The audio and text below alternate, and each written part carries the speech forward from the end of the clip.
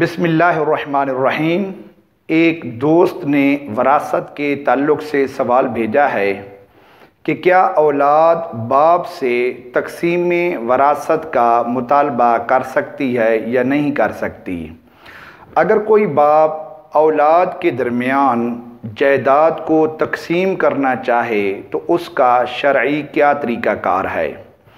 اس بارے میں یاد رکھ لیں کہ اولاد کا تقسیم میں وراثت کا مطالبہ درست نہیں ہے،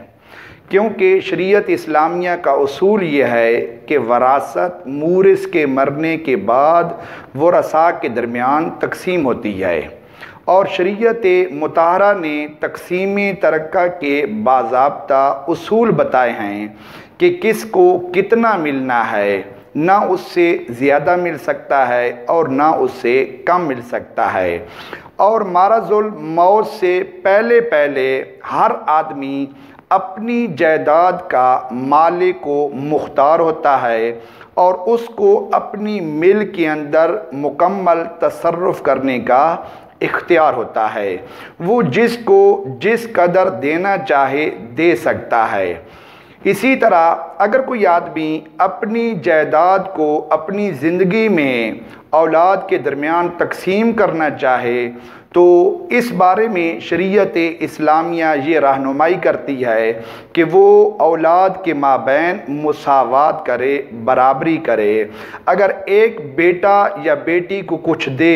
تو دیگر اولاد کو بھی اس کی مثل دے، کیونکہ حدیث پاک کے اندر آتا ہے، نبی کریم صلی اللہ تعالیٰ علیہ وسلم کے فرمان کا مفہوم، تم اپنی اولاد کے مابین عطیہ دینے کے اعتبار سے مساوات کرو، یعنی اگر بعض اولاد کو کچھ دیا ہے تو دیگر اولاد کو بھی اس کی مثل دو۔ مسلم شریف کی حدیث ہے، حضرت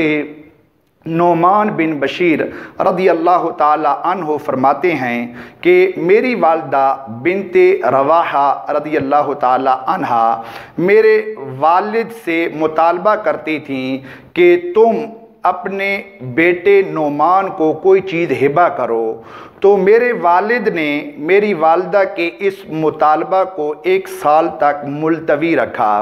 1 سال بعد میرے والد کا جب ہبہ کرنے کے لیے ذہن بنا تو میری والدہ نے یہ کہا، میں اس وقت تک راضی نہیں ہوں گی جب تک اس ہبہ، اس عطیہ پر رسول اللہ صلی اللہ تعالیٰ علیہ وسلم کو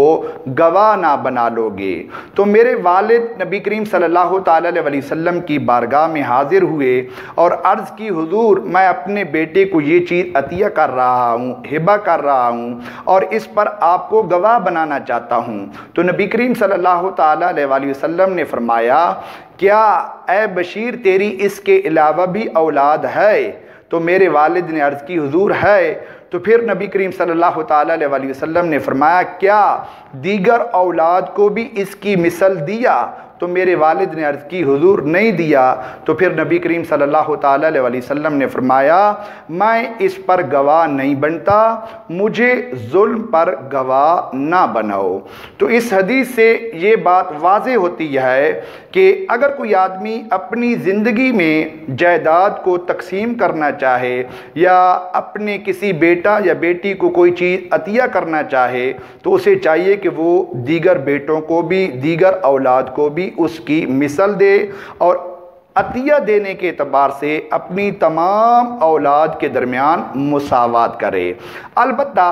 فقہاء کرام رحمہم اللہ السلام نے چند صورتوں کا استثناء کیا ہے کہ اگر کوئی اولاد بہت زیادہ دیندار ہے یا بہت زیادہ فرما بردار ہے یا بعض اولاد کمزور ہے، معذور ہے یا مقروض ہے، تو اس کمزور اولاد کو، دیندار اولاد کو، فرما بردار اولاد کو زیادہ دینا جائز ہے۔ اسی طرح اگر کسی آدمی کی 2 بیویاں ہیں اور ان میں سے ایک کثیر الاولاد ہے، اس کی اولاد زیادہ ہے، تو اس کثیر الاولاد بیوی کو پہلی کی نسبت زیادہ دینا بھی جائز ہے۔ البتہ کسی اولاد کو بیٹا یا بیٹی کو بالکل محروم کر دینا بغیر اجازت شرعی کے یا اس کو بہت ہی زیادہ دے دینا یہ انصاف کے منافی ہے اور ظلم کے مترادف ہے، اس سے بچنا ضروری ہے۔ اللہ رب العزت کی بارگاہ کے اندر دعا ہے اللہ تعالی ہم سب کو احکام شرع سیکھنے کی، سمجھنے کی، عمل کرنے کی اور دوسروں تک پہنچانے کی توفیق عطا فرمائے، آمین بجاہ النبی الامین صلی اللہ تعالی علیہ وآلہ وصحابہ اجمعین۔